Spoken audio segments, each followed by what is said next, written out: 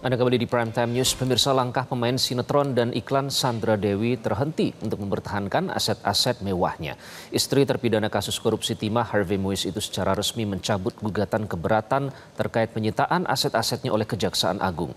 Majelis Hakim pun menerima pencabutan keberatan Sandra Dewi terkait penyitaan aset tas mewah, deposito hingga tabungannya dalam perkara korupsi Harvey Muiz. Mungkin alasannya apa gitu Bang?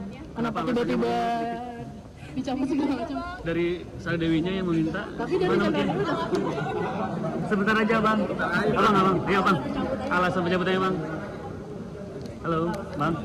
Boleh sebentar. Kuasa hukum Sandra Dewi pada Selasa pagi mendatangi Pengadilan Negeri Jakarta Pusat untuk mencabut gugatan keberatan atas penyitaan aset-aset mewah milik istri terpidana Harvey Muiz.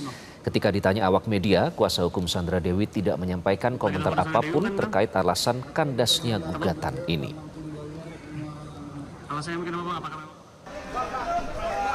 Pihak Kejaksaan Agung menjelaskan agenda sidang berubah total karena Sandra Dewi selaku pemohon mencabut gugatan. Majelis Hakim Pengadilan Negeri Jakarta Pusat membacakan surat penetapan dalam sidang terkait pencabutan gugatan yang dilayangkan Sandra Dewi. Sedianya sidang beragendakan pembacaan kesimpulan, tapi perlawanan hukum Sandra Dewi sudah berhenti. Dengan demikian, Sandra Dewi tidak akan lagi melakukan proses hukum untuk mengambil kembali aset-asetnya yang telah disita terkait kasus korupsi timah Harvey Muiz. Majelis Hakim menerima pencabutan keberatan Sandra Dewi terkait penyitaan atas tas mewah, deposito, hingga tabungannya dalam perkara korupsi suami Sandra Dewi Harvey Muiz.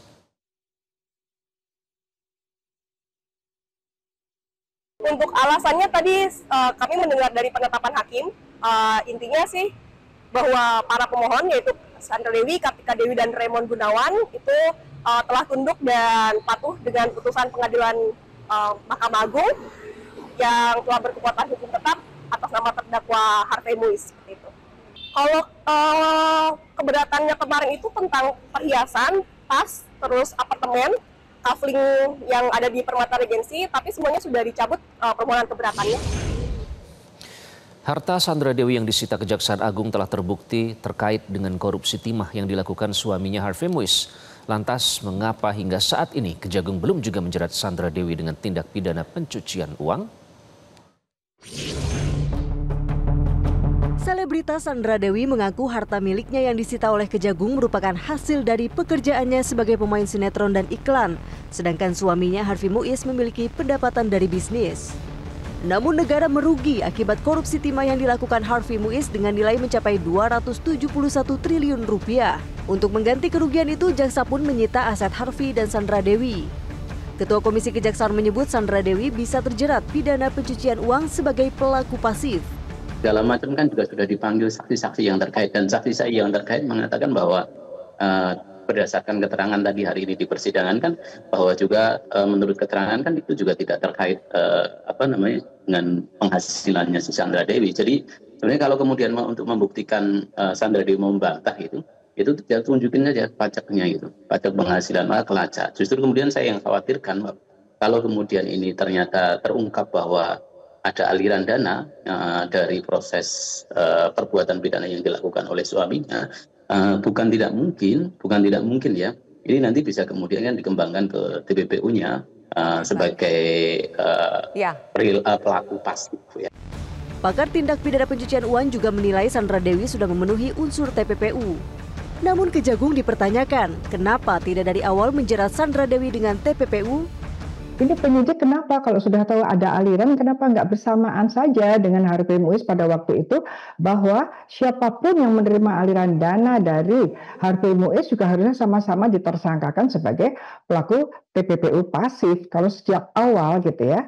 Sehingga apa yang dirasakan atau yang diinginkan Sandra Dewi sekarang ini bisa langsung di pengadilan, yaitu kemudian hakim juga bisa meminta Sandra Dewi untuk membuktikan secara terbalik bahwa barang-barang yang dia miliki yang juga tersita itu adalah bukan dari Harvey Muiz, bukan dari hasil korupsi, begitu harusnya gitu. Jadi kalau ini sekarang sangat membuka peluang ya, kalau memang jaksa mengatakan bahwa ada aliran dan kemudian hakim juga seperti itu dalam pertimbangannya, ya berarti kan telah terjadi tindak pidana pencucian uang pasif. Sebelumnya pada tanggal 14 Agustus 2024 dalam sidang pembacaan surat dakwaan Harvey Muiz terungkap aliran duit panas hasil dugaan korupsi tata niaga timah di wilayah izin usaha pertambangan PT Timah.